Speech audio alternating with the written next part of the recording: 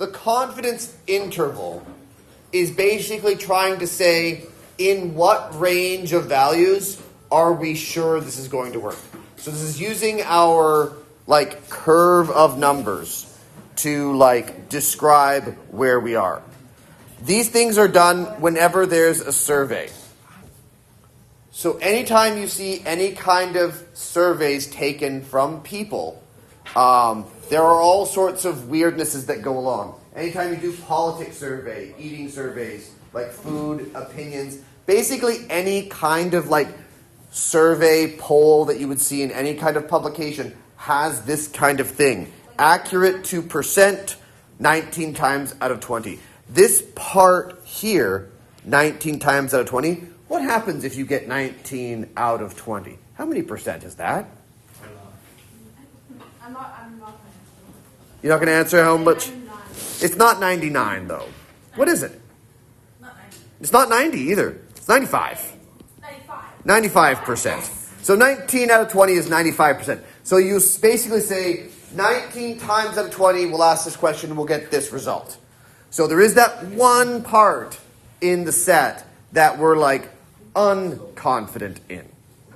So there's going to be part of it that we're not. So that confidence part we're going to call a big letter C. So the big letter C is our confidence in this. We're confident in this much of the data. Basically, it accounts for, as you guys might know from asking your friends in survey questions, sometimes your friends are silly for no reason. Just saying something ridiculous. So every survey has this account for people being unserious. So the way we do this is we have to split our interval into the top part of silly and the bottom part of silly. So you guys have seen this curve so many times. This curve that kind of does this and then comes back down and goes over here. So the confidence part is the middle. So that's our C percent in the middle. And we have to account for a little bit on the bottom and a little bit on the top. So our error chunks are this chunk down here. That's the part too low to make sense. And the part up here too big to make sense. And so when we do this, how much is in the red chunk? A little bit.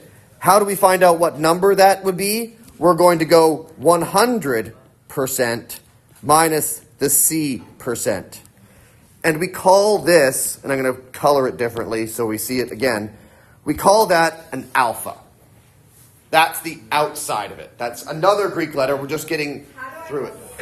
It's like the fish without the tail on the end. Okay. So draw a fish, but without the ending on the tail. So it's just an alpha. It's the leftovers. So that's my red bits, my total of red bits. Oh. So that's why I was trying to draw it that way. Now for each of these, the alpha bits, the red bits, half of them are above and half of them below. So we use the symbol alpha over 2 and then alpha over 2. Right? Half of it's above, half of it's below. Above and below. I said it. Lost what I was saying halfway through saying it.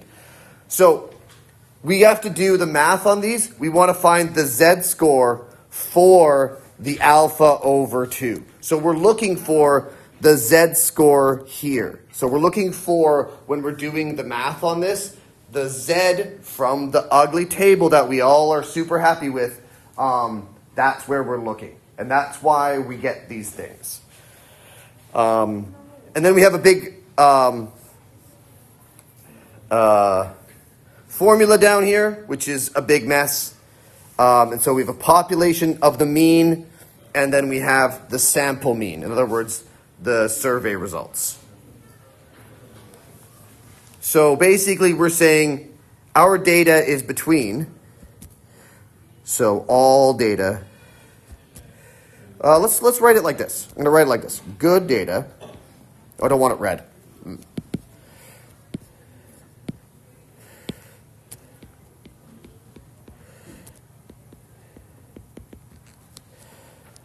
And we're going to write this way and this way.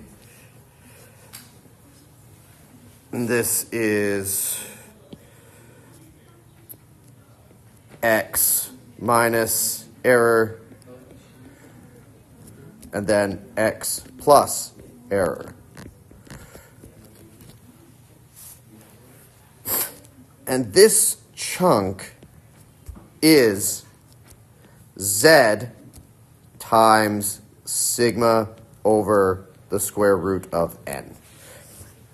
So that's what each of those pieces are. So it's a lot of like weirdness in the math, a lot of a weird chunk here. But if we practice it a few times, I think the results will make sense.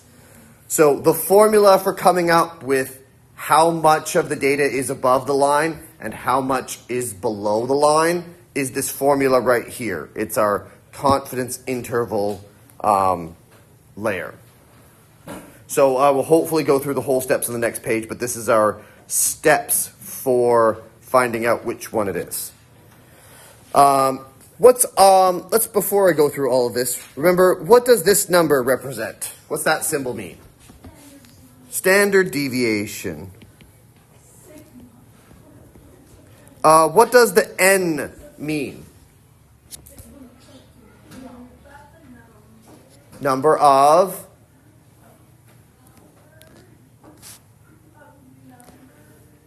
is correct. The number of numbers is correct, but we'll say it number of values.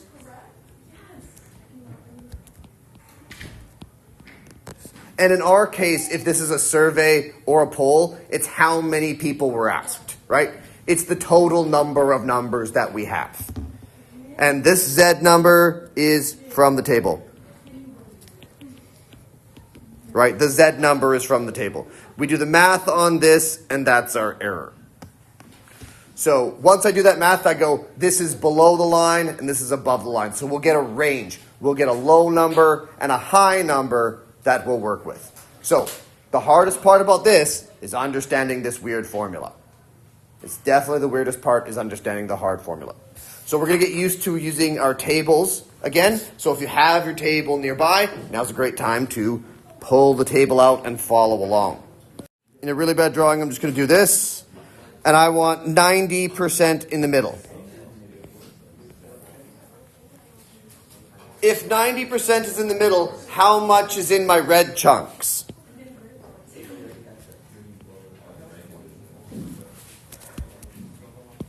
And that means 10 left over. Left. So how much is in this particular red chunk?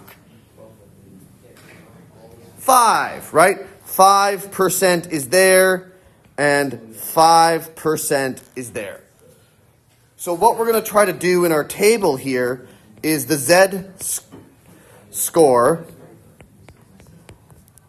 for 5%. I want to find that part of the Z score.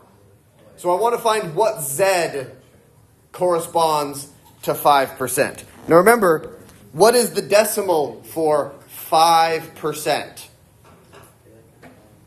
Don't screw this up, guys. Not 0.5. It's 0.05. Right, 0.5 is 50%, so we need 0.0500%. Score for 7.5%. The decimal would be 0.0750. So look for that on the table. Okay. That's what we're looking for now. Just slide this back so it looks like that. Z score for 0.0749. Yes. Looking point 00749. It's going to be negative.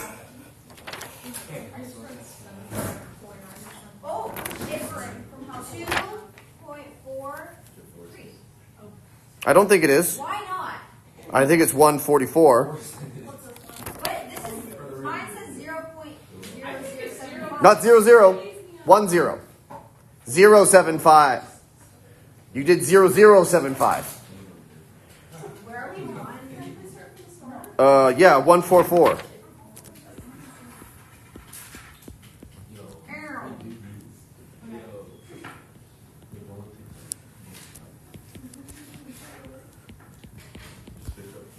There we go. Focus. Shh. What is the alpha over 2 for 95%? So if I have 90%, 95%, what's left over? 5. What's half of 5? 2.5. So I'm looking for 2.5% or 0.0250.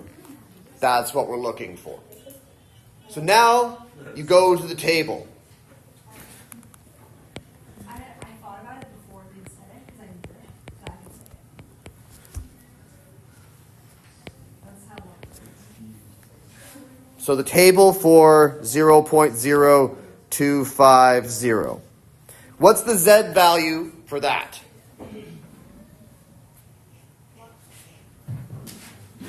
Yes. Yes, I have 196 as well.